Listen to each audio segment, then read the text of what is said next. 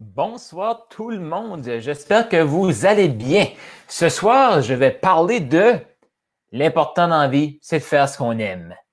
Et je vais vous donner ma perspective. Parfois, j'entends ça et les gens l'utilisent comme une excuse. Est-ce que c'est votre cas? Et parfois, les gens aiment vraiment ce qu'ils font. Donc, d'entrée de jeu, je veux simplement vous dire que je vais vous donner ma perspective. Et moi, je suis extrêmement content de ne pas avoir continué de faire ce que je disais que j'aimais 10 ans passés. Donc, mon nom est Carl Roussel, je suis un high ticket closer et j'aide les gens à s'épanouir dans la vie. Donc, cette semaine, le thème, est-ce que l'important dans la vie, c'est de faire ce qu'on aime? Eh bien, je vous dirais oui et je vous dirais non. Première étape dans la vie, je crois que tout le monde se doit de faire quelque chose pour payer sa subsistance. Et si vous êtes père de famille, mère de famille, vous devez subvenir aux besoins de votre famille. Donc, des fois, les gens vont dire, moi, l'important, c'est de faire ce que j'aime, mais si faire ce que vous aimez ne paye pas les factures et vous met dans le pétrin, peut-être c'est pas le temps de faire ce que vous aimez. Et aussi, qu'est-ce que vous aimez vraiment dans la vie? Posez-vous la question. Qu'est-ce que vous voulez vraiment faire? C'est pour ça qu'on est ici sur Terre. Pour faire ce qu'on aime. Pour faire ce qu'on aime, mais pour faire notre mission, si vous voulez. Et parfois, pour cette mission-là, je suis pas certain qu'on fait toujours ce qu'on aime. Et je vais m'expliquer tout au long de cette vidéo ici. Et je vais prendre mon exemple. Moi, 10 ans passés, je disais, moi, au moins, je fais ce que j'aime. Je travaillais dans le public, je travaillais dans un emploi. J'étais bien payé, j'avais des bonnes conditions, mais il me manquait quelque chose. Il me manquait la vol. Je dis 10 ans passés, comme plus 7-8 ans passés, 10 ans passés, je terminais mon université. Donc, oui, je faisais ce que j'aimais à l'époque. J'étais à l'université, j'aimais étudier. Mais si j'avais continué d'étudier toute ma vie, j'aurais jamais payé mes factures, j'aurais jamais voyagé, j'aurais jamais passé à la prochaine étape de la vie. Donc, parce que moi, j'adorais les sciences. J'adorais découvrir. Mais qu'est-ce qu'on fait avec ça dans la vie? On peut devenir un scientifique, on peut devenir un prof d'université, mais ça m'intéressait pas. Donc, j'ai dû mettre ces choses-là que j'aimais de côté pour apprendre à faire des choses qui vont financer le style de vie, financer ma mission. Moi, je suis convaincu que ceux qui ont la capacité de donner de l'argent, de créer de la valeur et de donner de l'argent à des organismes, se doivent de le faire. Donc, ça, c'est ma croyance. Vous n'êtes pas obligé d'être aligné avec cette croyance-là, mais je vais quand même vous apporter dans le raisonnement que si ce que vous aimez plus que tout au monde, c'est votre famille. Si vous aimez vraiment donner de l'argent, vous aimez vraiment contribuer autour de vous, c'est ce que vous aimez. Parfois, il faut faire quelque chose peut-être qu'on aimera plus ou moins pour financer ces choses-là. Mais il y a des gens qui vont dire, moi, au moins, je fais ce que j'aime pour ne pas développer un projet qui pourrait leur apporter plus de revenus et leur libérer plus de temps. Et parce que je le dis souvent, on mesure la vraie richesse en termes de temps et non en termes d'argent. Est-ce que vous pouvez vous arrêter de travailler pendant 3 mois, 6 mois, 1 an, 2 ans? Ça, c'est votre vraie richesse. Si votre vraie richesse, c'est je peux prendre la soirée et congé, il faut que je retourne travailler demain parce que sinon je vais manquer d'argent, vous n'êtes pas libre. Donc ça, il n'y a aucune liberté et je ne peux pas croire que quelqu'un est super heureux de sentir cette pression-là qu'il se doit d'aller travailler pour faire entrer de l'argent. Moi, je suis convaincu que les gens, moi, j'aimais pas ça. Et il y a beaucoup de gens qui sont dans une situation qui vont essayer de se convaincre. Je rencontre des gens tous les jours qui vont me dire, ouais, mais moi, Carl, j'aime mon emploi. Et t'es écoutes parler, puis ils vont juste de se plaindre. Ils vont tout le temps chialer de leurs collègues, ils vont chialer de ce qu'ils ont à faire au travail. Mais au moins, ils sont dans un bon emploi. Ils vont se convaincre. Ils vont essayer de se convaincre. Mais, dans le fond, faire ce qu'on aime, ça vient par étapes dans la vie. Moi, je suis convaincu que parfois, il faut faire des choses qu'on n'aime pas. Il faut se mettre dans une zone d'inconfort. Si je regarde ma vie présentement, 90% des choses que je fais, que j'aime, je les aimais pas 10 ans passés.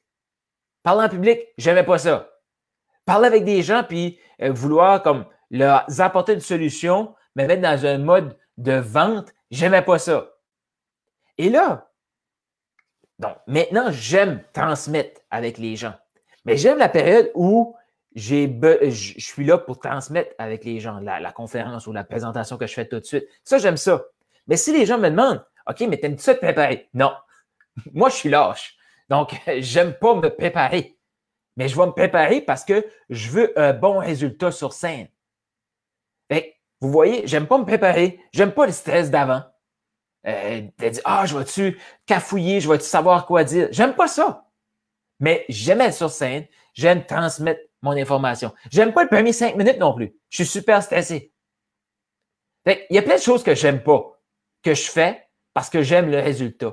J'aime partager avec les gens et j'aime quand les gens viennent me voir et me disent, je vais appliquer ça dans ma vie. Je vais faire tel changement. Fait que ça, j'aime ça. Fait que moi, je suis un peu contre cette philosophie-là de au moins, faut faire ce qu'on aime dans la vie. Parce que souvent, les gens vont utiliser ça comme excuse. Tu sais, ils pourraient développer un projet, ils pourraient faire quelque chose qui, tu sais, pour apporter plus à eux et leur famille et tout. Et ils vont dire, ben moi, non, c'est important de faire ce que j'aime. Ça, j'aime pas ça. Comme je vous dis, j'aime être sur scène, j'aime partager avec les gens, mais j'aime pas me préparer et j'aime pas être stressé pour le faire. Fait, mais si je veux avoir ce bien-être-là, si je veux ce moment-là de qualité que j'aime vivre, eh bien, je dois passer à travers de toutes ces choses-là que j'aime pas faire. Donc, me préparer, le stress. Tu sais, quand je prends le téléphone pour parler à quelqu'un, est-ce que j'aime recevoir un nom? Ben non! Il y a personne qui aime ça. Tu sais, il y a personne qui fait comme, wouhou, j'ai un nom. Tu sais, les seuls qui vont dire ça, puis même à ça, le nom, ils l'aiment pas, mais ils aiment le nom parce qu'ils s'approchent du oui. C'est le seul pourquoi les vendeurs ou les gens dans la vente vont aimer ça. Mais j'aime quand le client me dit oui, la solution que tu as, c'est la bonne solution pour moi. Et par la suite, tu rencontres cette même personne-là et il a changé des choses dans sa vie. Ça, j'adore ça. Mais j'ai pas aimé le stress de prendre le téléphone avant. J'ai pas aimé les noms que j'ai eus, mais j'ai aimé le oui et j'aime la transformation. Si je veux ce résultat positif-là, je me dois de passer par le négatif. Je me dois de passer par ce que j'aime pas. Fait, faites attention. Souvent, ce que vous aimez vraiment se trouve à l'autre bord, de l'autre côté, des choses que vous aimez plus ou moins. Est-ce que ça fait du sens dans votre qu'est-ce que je dis? Si oui, faites-moi des pouces, laissez-moi des commentaires, laissez-moi des questions, ça va me faire plaisir d'y répondre. Mais est-ce que ça fait du sens? Est-ce que vous avez justement un rêve?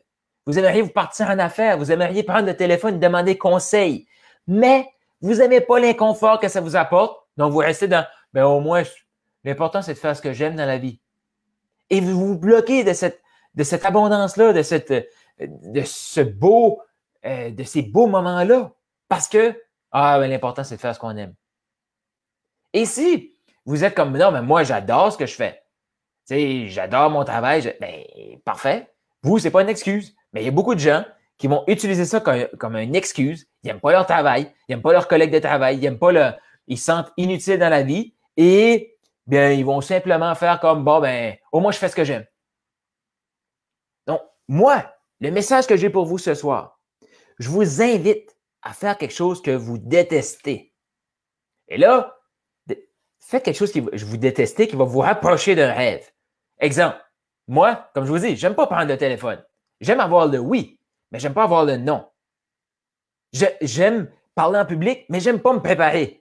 J'aime pas le stress. Mais j'ai appris à aimer le non. J'ai appris à aimer la préparation. J'ai appris à aimer le stress de avant. Pourquoi? Parce que je le sais que ces étapes-là sont là pour me préparer à faire une bonne performance. Donc, voyez-le comme ça. Si vous n'avez pas le goût de faire une étape, mais vous savez que cette étape-là va vous apporter vers vos rêves, ben, passe à l'action. C'est maintenant que ça se passe. Faites-le ce soir. Écrivez-le dans les commentaires. Jessica Range, je ne pensais pas que tu parlais français, toi. Mais là, tu t'écris en français. Donc, bienvenue. Fait que, vraiment, je vous invite à vous pousser et passer à l'action. Allez faire quelque chose que vous n'aimez pas, mais le après, vous allez l'aimer. Pensez à quelqu'un qui veut se mettre en forme.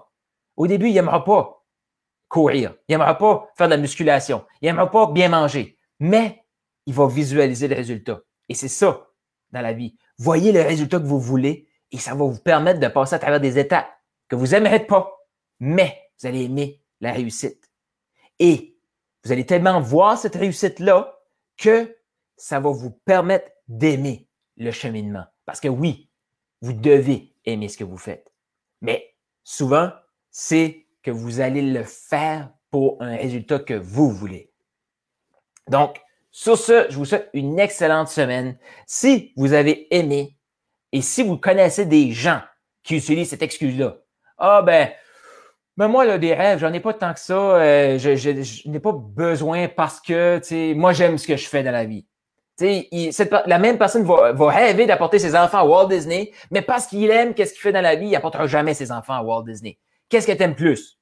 Être dans ta zone de connu ou apporter tes enfants à Walt Disney? Qu'est-ce que tu dois faire pour les apporter là? Et là, je dis les enfants à Walt Disney, mais ça peut être n'importe quoi. Vraiment quelque chose qui est attaché à vous. Donc, passez à l'action, sortez de cette zone de confort-là. Comme vous me connaissez, je ne parle pas de zone de confort, c'est une zone de connu. Parce que c'est pas confortable. Tu sais, quand on est dans un emploi qu'on n'aime pas, on se sent inutile dans la vie, c'est pas confortable, mais c'est connu. Et là, on va se réconforter, on va dire, ah ben au moins, faut faire ce qu'on aime. Non! Faites quelque chose qui vous rapproche de votre rêve. Si vous aimez ce que vous faites tout de suite, qui vous rapproche de votre rêve, continuez. Mais si vous avez besoin de passer une étape que vous n'aimez pas pour vous rapprocher de votre rêve, ben sautez à pieds joints dedans. Visualisez votre rêve. Ça, vous allez l'aimer et ça va vous aider à avoir une perspective positive face à des choses que vous n'aimez pas. Donc, c'était mon message ce soir. Je vous invite à l'action. Si vous avez le goût de passer à l'action, vous voulez vous engager, dans les commentaires, écrivez-le, ce que vous allez faire. Vous avez des questions, des commentaires ici, juste ici, ou vous m'écrivez en privé. Ça va me faire plaisir. Dans les dernières semaines, j'ai été vraiment choyé parce que j'ai eu des gens qui m'ont écrit des questions. Ça m'a donné le thème de la semaine passée. La semaine dernière, j'ai échangé avec une amie et ça m'a donné le thème de ce soir. Donc, continuez de m'envoyer des messages, continuez d'argumenter avec ce que je dis. Moi, là, mon but, c'est pas que vous soyez tous d'accord avec moi, là. Si vous n'êtes pas d'accord, écrivez-le dans les commentaires. Je ne demande pas mieux. Donc, je vous souhaite une excellente semaine. La semaine prochaine, je ne sais pas encore de quoi on va parler, mais on va continuer de se propulser vers nos rêves, vers l'indépendance financière, vers la confiance financière. Donc, ça, c'est certain. Mais exactement de quoi on va parler, je ne le sais pas. Écrivez-le dans les commentaires. Sur ce, je vous souhaite une excellente semaine et merci d'avoir été là.